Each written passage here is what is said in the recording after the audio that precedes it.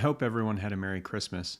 And as you're getting ready for the new year, I want to speak to you about setting goals for 2024 and what that looks like for me. My name is Stephen Abbott, and I'm the founder of Abbott CFO Solutions. Now let's jump into this video. I hope you've had a great year. You've had some wins, you've had some losses. Pray that you have more wins coming up next year. And one of the ways I like to set myself up for success is to start planning out the next year. I like to write down my goals, set targets. It's good to sit down, think through where you want your business to be, and write those down. Make sure that you remember them all the way through the year, allowing yourself to stay focused on what you feel is most important for your business. So my process isn't anything fancy. I really just have a way of going about it. A lot of people will sit down and they'll set targets for their business. I want to hit X revenue target. I want to hit Y profitability target. I want to bring home this much income. And those are great, and that should be an aspect of your business. It should provide provision for your family. But if that's all you're doing, you're missing out on a huge opportunity to really drive the direction of your business. What I do personally, and what I recommend for any of my clients, is a 4-step approach to setting your goals. And in no specific order, those are family, income, lifestyle, and community.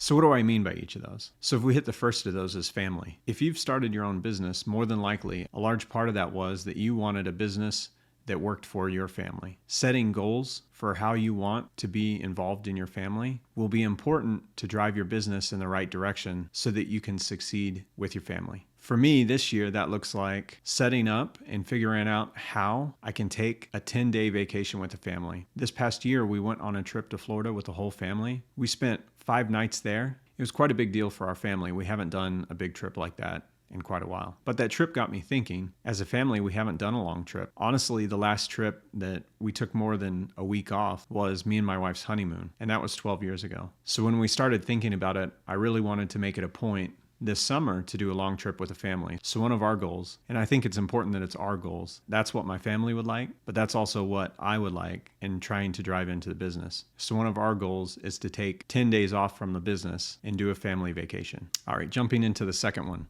is income goals. So this is pretty normal and traditional for a business, setting those targets financially for your business, how you want it to grow. Or maybe you have other goals. I know some business owners that had a rough year last year or the year before that, and they're still trying to recover from it. So their goals aren't about growth, but maybe it's to pay off debt that they took on just to help their business survive. For me though, it is about growth. So I'd like to drive double the reoccurring revenue that we see. So some of our services are one-time services or project-based, but for our bookkeeping, our fractional CFO services, they're monthly agreements, and our goal is by the end of the year to exit 2024 with at least double the clients, but doubling our revenue. All right, the third leg of this is lifestyle. And this could mean a lot of different things for different people. It could be that you want to go hiking in the mountains every weekend. I live in Texas, so that's not an option for me, but maybe that's something that you want to do. Or it could be a health or a fitness goal. For me, by the end of 2024, my goal is to run a marathon. The challenge is I ran a mile yesterday and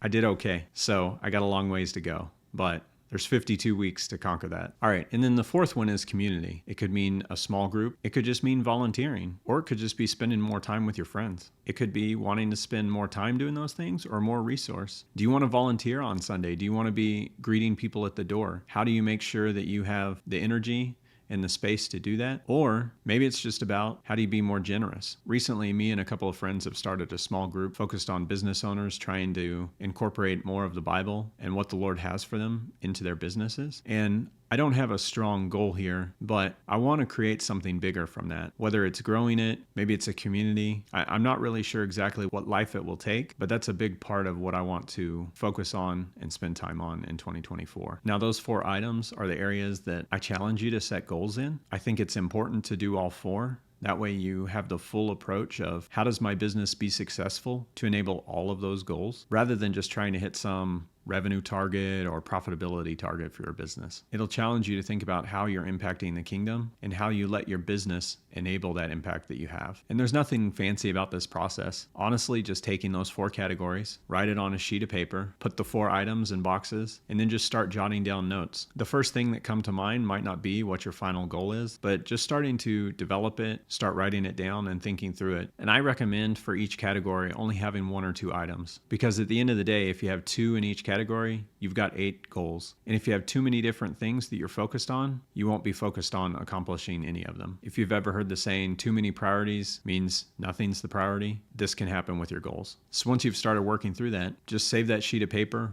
write them down. Maybe you need a new one to clean it up. That's what I always have to do. But I recommend keeping it readily available. Make sure it's somewhere that you can see on a regular basis, because as you go through the year, you're going to want to keep these goals in front of you. Make sure that each week, each month, you're looking at them and making sure that you're staying on track. And while setting these goals doesn't guarantee that you're going to be successful on all of them, it'll at least put you in the right mindset that you know what you're working towards. I hope walking through my process and sharing some of the examples that I have for my goals was helpful for you. If there's any further questions you have on it, or if you have any other topics you'd like us to talk about, just leave a comment. We're putting this content together to be helpful for you, so we want to hear from you if there's something that we can speak on. Until the next one, God bless.